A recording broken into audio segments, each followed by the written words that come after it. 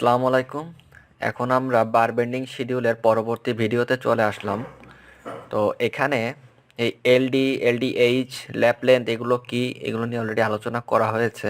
তো এখন আমরা যেটা আলোচনা করব সেটা হচ্ছে এইখানে যে হুকটা আছে, এই হুক, স্ট্যান্ডার্ড হুক, এগুলো কি, এগুলো নিয়ে একটু আমরা এখন আলোচনা করব। এই যে আমরা চলে আসলাম স্ট্যান্ডার্ড হুকে। এখানে যে জিনিসটা লেখা আছে for free end of main bar. Free এন্ডটা কি?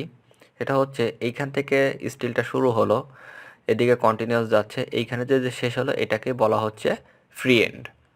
আচ্ছা, এখন এই যে এখানে সাপোজ এটা একটা স্ল্যাব, এইখানে বিম আছে, এইখানেও বিম আছে। তো এইখানে স্ল্যাবের যে রেনফোর্সমেন্টটা দেওয়া হয়েছে উপরে টপের, সেটা এখান থেকে এসে এইভাবে হুক হয়ে গেছে।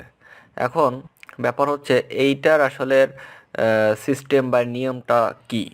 এটা হচ্ছে বিএনবিসি কোড অনুযায়ী রিকোয়ারমেন্ট যে ফ্রি এন্ডে এইভাবে 180 ডিগ্রি অ্যাঙ্গেলে হুক করে দিতে হবে, অথবা 90 ডিগ্রি অ্যাঙ্গেলে।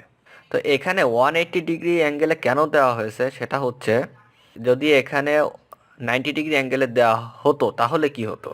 তাহলে যেটা দেখা যাচ্ছে যে এইভাবে যে এই যে 90 ডিগ্রি অ্যাঙ্গেল, এটার লেন্থ হচ্ছে 12 ডিবি।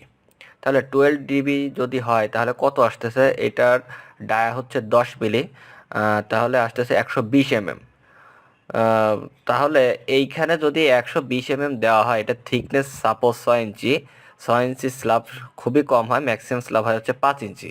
তো 5 ইঞ্চি স্ল্যাবের ক্ষেত্রে এইটার লেন্থ যদি হয় 120 mm, তাহলে উপরে ক্লিয়ার কভার আছে, নিচে ক্লিয়ার কভার আছে, তাহলে এটা কিন্তু কখনোই দেওয়া সম্ভব না। যার কারণে এইভাবে 180 ডিগ্রি অ্যাঙ্গেলে এটা হুক করে দিতে হবে, এবং এই অ্যাঙ্গেল করার পর এইখানে যে লেন্থটা থাকবে এটা হবে হচ্ছে 4 ডিবি, কিন্তু 2.5 ইঞ্চির থেকে কম। 4 ডিবি যদি হয় তাহলে কত আসতেছে, 10 mm, 40 mm, মানে 1.5 ইঞ্চি, 2 ইঞ্চির কাছাকাছি এরকম। তবে 2.5 ইঞ্চির বেশি দেওয়া যাবে না। তো এইখানে এই কথাটাই বলতেছে। আর নিচে যে স্টিলটা আসছে এটা কিন্তু উপরে বা নিচে কোনো দিকে রাউন্ড হয় নাই। তো এটা কেন করা হলো না ব্যান্ড, এর কারণ হচ্ছে এটা একটা ক্যান্টিলিভার স্ল্যাব। এর নিচের যে রেনফোর্সমেন্টটা দেওয়া হয়েছে এটার আসলে কোনো প্রয়োজন নাই, ডিজাইনে রেনফোর্সমেন্টটা আসে না। তারপরেও বাইন্ডার হিসেবে বা সিমেট্রিক হিসেবে এটা দেওয়া প্রোভাইড করা হয়, কিন্তু এইখানে এই হুক বা ব্যান্ড করার কোনো প্রয়োজন নাই। তো এখন এইদিকে তো কন্টিনিউয়াস চলে গেল এটার ভিতর দিয়ে, আর এইটা যাবে হচ্ছে এই যে স্টিলটা, বিমের এই যে স্টিল, এটার উপর দিয়ে যে এইখানে যেটা হবে, এইখানে বিমের যে মেন রেনফোর্সমেন্ট আছে, এইখানেও মেন রেনফোর্সমেন্ট আছে। তো এটার উপর দিয়ে এসে এইভাবে এখান দিয়ে ব্যান্ড হয়ে যাবে 90 ডিগ্রি অ্যাঙ্গেলে। এখন কথা হচ্ছে যে এই রডটা তো আমরা এই বিমের যে মেন স্টিল তার ওই পারেও দিতে পারতাম, ওই পারে কেন দিলাম না, এর কারণ হচ্ছে যদি আমরা ওই পারে দিই তখন এর যে ক্লিয়ার কভার সেটা আর থাকতেছে না। এই ক্লিয়ার কভারটা মেনটেন করার জন্য এটার এই ভিতরের দিকে রাখা হচ্ছে। এবং এইখানে যে হুকটা ব্যবহার করা হয়েছে বিমের, এই হুক থেকে এই যেটা নিচের দিকে নেমে আসছে, এই দুইটার মাঝে কিন্তু অন্তত 1 ইঞ্চি গ্যাপ রাখতে হবে। ঠিক একইভাবে সিমিলারলি এইখানে যদি আবার যে রডটা আসতেছে, যে স্টিলটা আসতেছে, এই দুইটার মাঝে 1 ইঞ্চিও গ্যাপ রাখতে হবে। তো এইটা হচ্ছে স্ট্যান্ডার্ড হুকের যে আলোচনা এটা ছিল। আর এটার লেন্থ হচ্ছে 12 ডিবি, যেটা অলরেডি আগেই বলেছি, বা এটা হচ্ছে ডিজাইন হিসেবে যা আসে, এটা ডিজাইন ইঞ্জিনিয়ার সাজেস্ট করে থাকে যে কতটুকু হবে।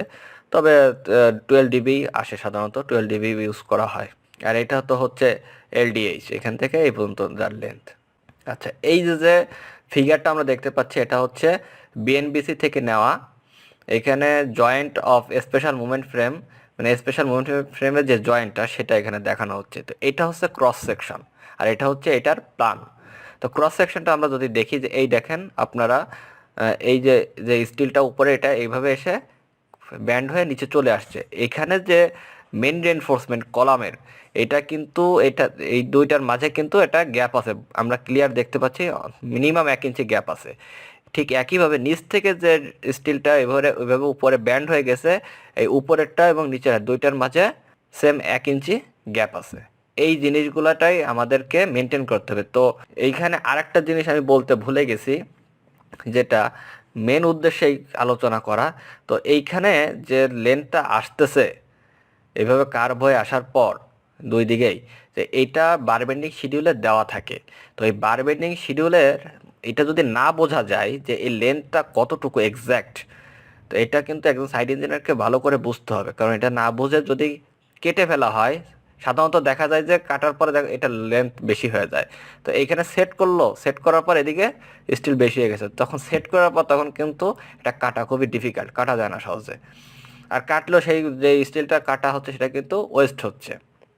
তো এই দিকগুলো বিবেচনা করতে হবে। আর আরেকটা জিনিস সেটা হচ্ছে আমরা আলোচনা করছি বারবেন্ডিং শিডিউল, কিন্তু দেখাচ্ছি হচ্ছে ডিটেইলিং। কারণ এই বারবেন্ডিং শিডিউলের সাথে ডিটেইলিংটা খুবই সম্পৃক্ত, একটা একটার সাথে খুবই ক্লোজলি সম্পর্ক, মানে একটা না বুঝলে আর একটা সম্ভব না। তো এইখানে একই সেম প্রসেসে করা হয়েছে। এইভাবে সে কার্ভ হয়ে গেছে, এইভাবেও ব্যান্ড হয়ে গেছে, মাঝখানে গ্যাপ আছে 1 ইঞ্চি মিনিমাম। এইখানে অনেক ক্যালকুলেশন আছে, এগুলো ডিজাইন ইঞ্জিনিয়ারের হিসাব নিকাশ, এগুলো আপনাদের না বুঝলেও চলবে। আর এইটা যদি আমরা প্ল্যান দেখি তাহলে দেখা যাচ্ছে এই যে এরকম, এই যে এই স্টিলটা এইভাবে এসে এখানে ব্যান্ড হয়ে গেছে, ঠিক এই যে যে মেন রেনফোর্স আছে ঠিক এই পর্যন্ত। কারণ এটা যদি পার করে দেওয়া হয় তাহলে কিন্তু ক্লিয়ার কভারটা থাকে না। আর এইটা এটার এই ভিতর দিয়ে চলে যাবে, এটার ভিতর দিয়ে। সেক্ষেত্রে যদি এখানে স্টেট দেখানো, যদি স্টেট দিলে এখানে ক্লিয়ার কভারটা অনেক বেড়ে যায়, 3 ইঞ্চি 3.5 ইঞ্চিও বা অনেক সময় হয়ে যেতে পারে। তো সেই ক্ষেত্রে যদি অ্যাঙ্গেল করা লাগে করেও দেওয়া যাবে, তাতে কোনো প্রবলেম নাই।